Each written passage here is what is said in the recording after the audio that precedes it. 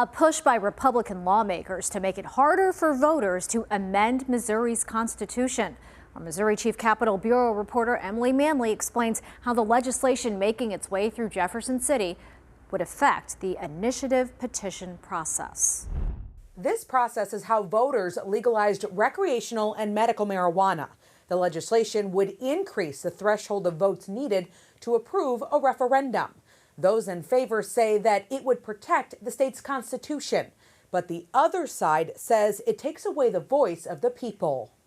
So why are you trying to stop citizens from proposing changes when they see the legislature not doing what they perceive to be their duty? After a lengthy overnight debate in the Missouri Senate, it's now the House's turn. We have a problem with the way people are changing our founding documents, and I'm committed to making sure that that ends. This legislation is a priority for Republicans, but Democrats say it's only to thwart an effort by a group circulating a petition to ask voters if abortion rights should be enshrined in the state's constitution. There has been a current and a wind behind your back to push this, and I think abortion is a big part of that. Currently, to approve a constitutional referendum, it takes a simple majority, more votes for than against. Coleman's proposal requires a simple majority statewide and also a majority in 5 of the 8 congressional districts. I think that it's ridiculous, this idea that constitutions should be a living, breathing document. I think that's absurd. Those testifying during Tuesday's House committee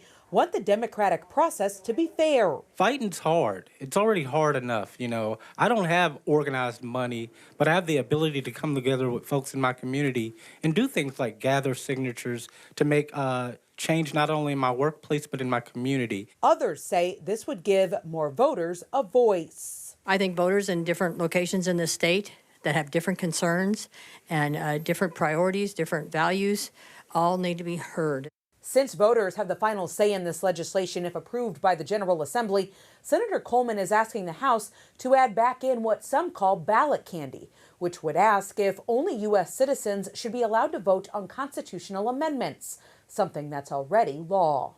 Reporting from Missouri Capitol Bureau, I'm Emily Manley.